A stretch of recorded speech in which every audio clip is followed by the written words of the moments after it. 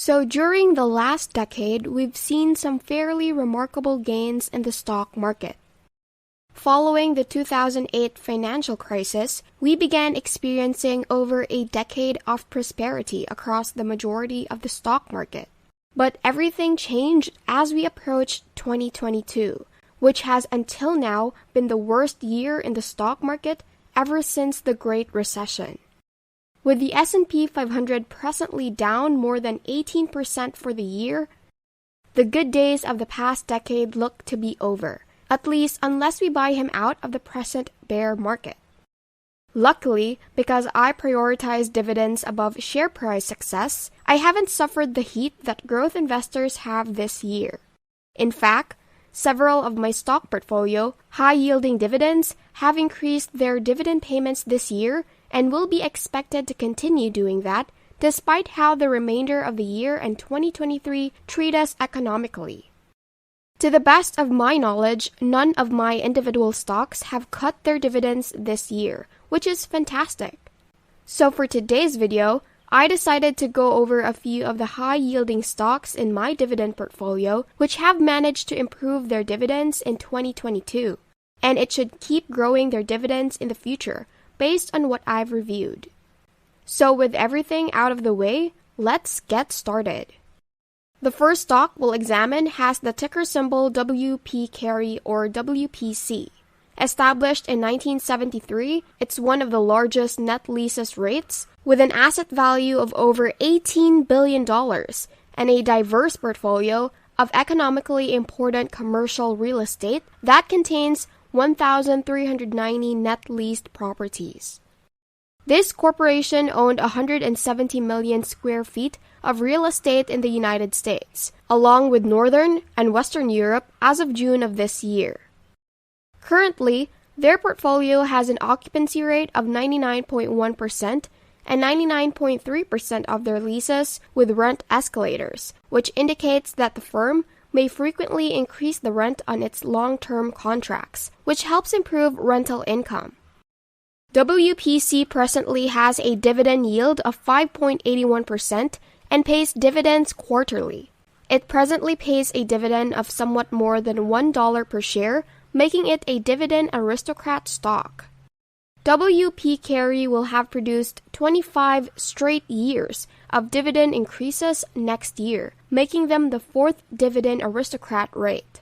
WP Carey has effectively grown their dividend virtually every single quarter for more than a decade. On their dividend history section, you can see that they've continued to expand with each payment, and they've given a special dividend to shareholders occasionally, despite it being a few years since they've done so. WP Carey stands out above other REITs for a few aspects. Aside from the excellent dividend history, they're a far more defensive REIT when compared to competitors like Realty Income and National Retail Properties, though both of these are still strong options. WP Carey prefers to focus on more recession-proof companies that other retail REITs do not, such as government facilities in Spain and self-storage sites. They also have schools and business-to-business wholesale outlets in their portfolio, which helps to diversify things.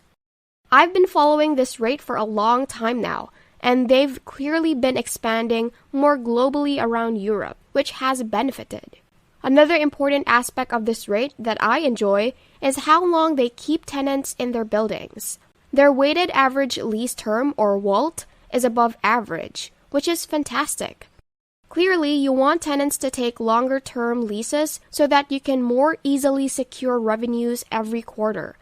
And the fact that almost all of their tenants have built-in rate escalators helps in forecasting rental revenue rises. WP Carey also has a triple net lease rate, which means that renters are responsible for upkeep, taxes, insurance, and other costs that WPC does not have to deal with. This is my preferred type of rate, since the money may be used to purchase more properties or pay higher dividends to shareholders. Given all we've looked at, I believe I've made a solid claim for WP Carey, being one of the top rates in the business. It'll be a well-deserved title once they can officially begin claiming themselves as dividend aristocrats next year. Let me know in the comments if you have any other questions about investing. Let's return to the video. Their stock price has risen significantly this year, and it is presently up roughly 3.7% for 2022. So that's not a lot, but it's a lot when compared to the S&P 500's performance. And it makes sense because investors tend to invest their money into recovering economic circumstances like we've been seeing. According to NAREIT, when challenged with rising inflation, real estate investment trusts often outperform. This, in my opinion, is the primary reason for their stock's surge this year. So now that Store Capital has revealed that they are in the process of being bought, WP Carey is definitely my second favorite rate of all time. Another stock in my portfolio that has consistently paid out large dividends and provided me with outstanding dividend increases is Altria, ticker MO. In the United States, Altria manufactures and distributes smokable and oral tobacco products throughout its subsidiaries. The corporation primarily sells cigarettes under the Marlboro brand, cigarettes with black and mild products, and moist, smokeless tobacco products under the Copenhagen and Husky brands. They operate internationally, putting them one of the world's major tobacco makers, and they were established in 1822. Currently, Altria provides a dividend yield of 9.12%, which is rather impressive. Last month, the firm stated that it will increase its dividend by an extra 4.4% to $0.94 per share. Since 2017, this corporation has paid out more than $29 billion in dividends to its shareholders. Altria has increased its dividend 57 times in the previous 53 years, which is a remarkable record that is almost unrivaled by any other dividend company. Given that they satisfy the 50-year threshold for inclusion on the list, this makes them a dividend king. There are so many things to say about this stock that it will take an entire video to cover them all. Investors have become increasingly gloomy about this stock in recent years, based on share price performance. However, in my opinion, Altria is one of the finest when it comes to dealing with challenging business problems, and it is worth examining. To begin, individuals frequently bring up the declining smoking rate in the United States, claiming that this is a significant reason for concern. In response, Altria has continued to successfully manage this in a few ways. First, they have continued to gradually raise prices on their goods as demand for their products aggressively declines. Until now, this technique has enabled them to generate more than enough money to cover the dividend. You can only raise costs so far before people move to other brands or quit smoking.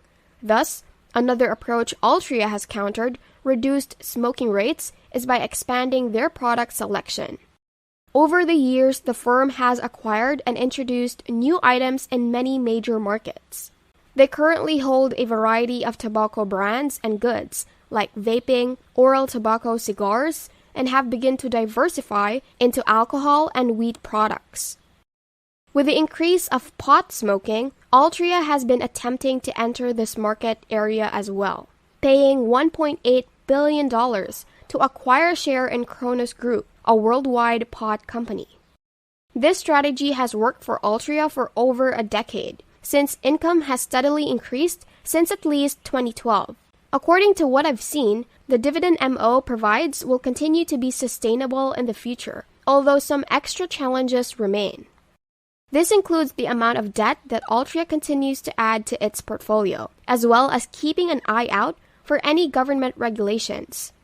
It's a stock I've been hesitant to acquire since investors remain skeptical about it, leading to a still falling share price. But Altria is also a substantially more recession-proof corporation than others, because most smokers still continue to smoke whatever economic status. Ares Capital, ticker symbol ARCC, is the last stock on our list that has continued to give me higher dividends.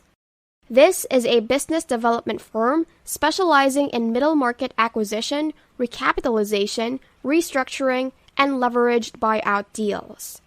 Ares Capital generally invests between $20 million and $200 million in firms with an EBITDA of $10 million to $250 million. They have been in business since 2004 and have first and second lien debt, and also subordinated loans and preferred stock. Their stock also provides investors with an extremely high dividend yield of 9.98%, and they pay out dividends quarterly. Since their IPO in 2004, the share price of Ares has increased by nearly 24%, which may not seem like much, but for BDC, especially when the dividend is taken into account, it's quite a lot. Actually, until 2022, their overall share price rise since founding was over 38%.